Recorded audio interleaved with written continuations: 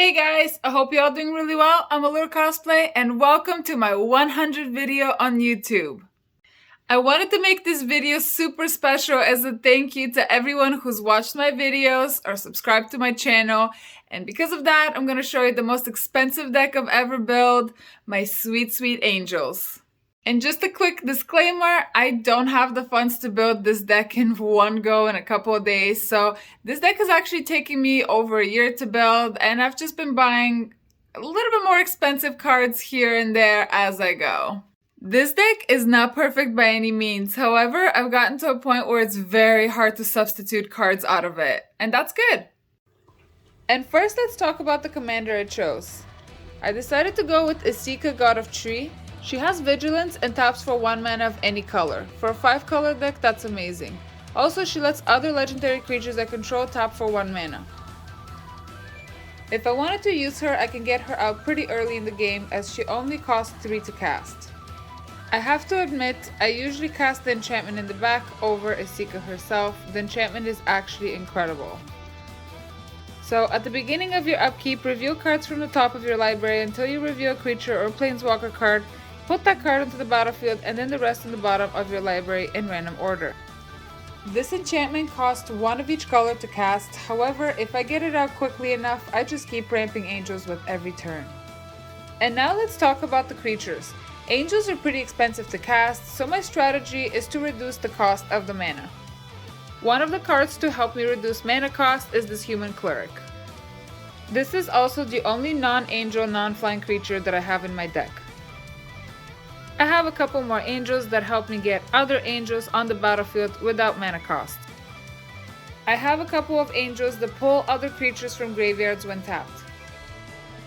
And here are a couple of potential win conditions. One helps me go back to life of 40, and one says that I can't lose the game and other opponents can't win the game. Platinum Angel can only take effect if it's on the battlefield, therefore I try to make it indestructible every single time I bring it out. So I always search for Avacyn or for Sephara. And we're definitely going to take a minute to marvel at the beauty of Avacyn. This is a beautiful card, I absolutely love it. It is the most expensive card in my deck by far. Avacyn makes all other creatures indestructible. The really good thing about her is that she herself is also indestructible, unlike Sephara. Before this deck became a 5-color deck, it used to be a mono white deck with Avacyn as a commander. I'm not gonna lie, it was really hard to put her in the deck and not have her out as a commander. And here are a couple of other baddies. Gisela doubles the damage output and halves the damage towards me. Stoic Angels, players can't untap more than 1 creature during their untap step. Limvala, activated abilities of creatures your opponents control can't be activated. I absolutely love this one. She gives me an additional combat phase. This one, whenever you cast a second spell each turn, look at the top 3 cards of your library, put 1 of them into your hand and the rest into the graveyard. It helps me go through my deck a lot faster and find the cards that I'm looking for. And this one, whenever a land enters the battlefield under an opponent's control, you may gain 3 life. Rare returns creatures from my graveyard specifically, and Akroma has protection from black and from red, also first strike, vigilance, trample, haste, and so on. And I have a lot of support angels that help each other by giving each other vigilance or 1/1 counters or lifelink and so on. It was very difficult to figure out the mana curve of a 5-color deck, so here's what I've done. I have 5 basic lands for each color of the deck. That makes up 25 cards and a quarter of the deck. Yes, they don't all match, however they're all pretty and that's all that matters to me. I have 12 non-basic lands. Of course, I had to start with Seraph Sanctuary. Whenever an angel enters the battlefield, I gain 1 life. I have a couple of fetch lands. I'm usually stuck on the last mana. I need to collect all 5 to get my commander enchantment out, so those are very helpful for that.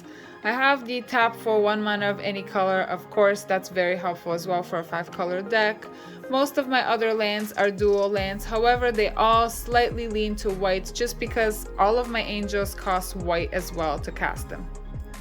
And now for the instance, there's only 4 of them, so there's not that many. I chose this one because it lets me return 2 target creatures if they share a creature type, and since most of my creatures are angels, that makes things very easy for me.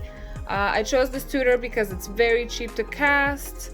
A Fog, of course, that one is very cheap as well. And the best ones, Iconic Rift, return target non-land permanent you don't control to its owner's hand. If you overload it, you can return everybody's board to their hand and then attack with your badass army of angels.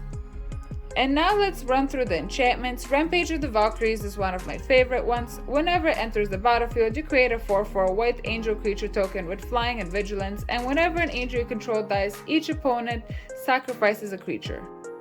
I have both Ghostly Prison and Propaganda. It helps control players so that they're not attacking me and I can build up my board. This enchantment costs very little, and it also helps with card draw, and it gives all my creatures haste.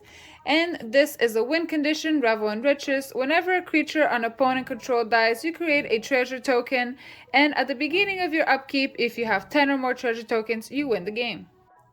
And now for the artifacts, we'll start with the ones that are meant specifically for mana. This is probably the biggest staple for a 5-color deck, Chromatic Lantern. It taps for 1 mana of any color, but more importantly, it makes all your lands tap for any color. And of course, we have the classics, Mana Geode, Gilded Lotus, Soul Ring, and more. Of course, I had to put in Lightning Greaves, specifically for Avacyn and a few of my other angels. I wanted to be hexproof. I put a few other artifacts that help reduce mana cost, a few artifacts that help with card draw, and one of the best ones, the Book of Exalted Deeds. At the beginning of your end step, if you gain 3 or more life this turn, create a 3/3 angel creature token with flying, and if you exile the Book of Exalted Deeds, you can put an enlightened counter on your angel that says you can't lose the game and your opponents can't win the game. This is another win con. And now for the sorceries. These 4 help me search my library for basic land cards. I definitely need that with a 5-color deck, that's why I have all 4. I have 3 tutors. Of course, Diabolic Tutor helps me search for any card, period, in my deck, put into my hand. Search for Glory. I put this specifically because it helps me search for a legendary creature that helps me find Avacyn, Gisela, or Kaalia. And this one is a lot of fun, Conflux. It costs a lot of mana. However, it helps you find 5 different cards, 1 of each color. Reconstruct History helps you return 1 enchantment, sorcery, creature, and so on from the graveyard to your hand. Bond of Discipline, it taps all enemy creatures and all my creatures gain lifelink until the end of the turn. And of course, I needed to have a board wipe. This is a little bit expensive, but it destroys everybody else's creatures and not mine.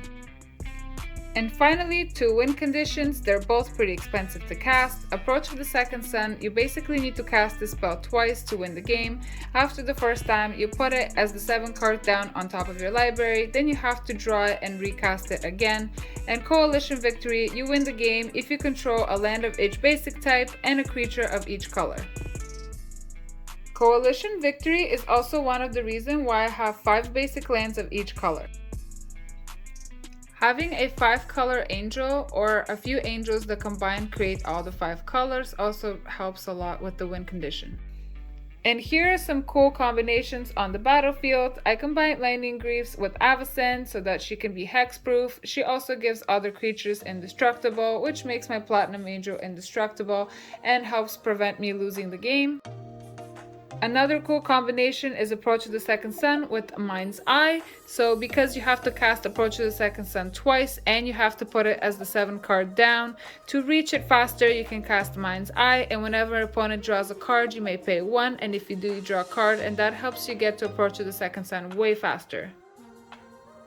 Aurelia is also really good to have with Kaalia the Vast or Maelstrom Archangel. Aurelia creates an additional combat phase, and Kaalia and Maelstrom bring an extra angel whenever they deal combat damage to the battlefield without paying the mana cost.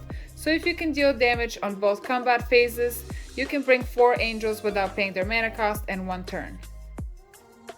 Those 3 also combine really well. Make sure to have Revel in the Riches cast first, then you can use a board wipe to destroy opponent's creatures, which will create a bunch of treasure tokens. You just have to make sure that this enchantment stays until next turn and it's not destroyed. Or you can use Rampage of the Valkyries. You can use your angels as blockers, and whenever they die, each player has to sacrifice a creature. That will also make a treasure token and help you win the game. In the future, I plan to add cards like the World Tree, which also help with mana. It makes all my lands also tap for any color, and also any other cards that could possibly fit in the deck. Well, thank you so much for watching. Like, comment, and subscribe for more random content from me. And don't forget to click the notification button so you know when I upload next. Also, if you have any suggestions for some cool cards that can synergize with my deck, please leave them in the comments below. I really would love to check them out. See you in the next one.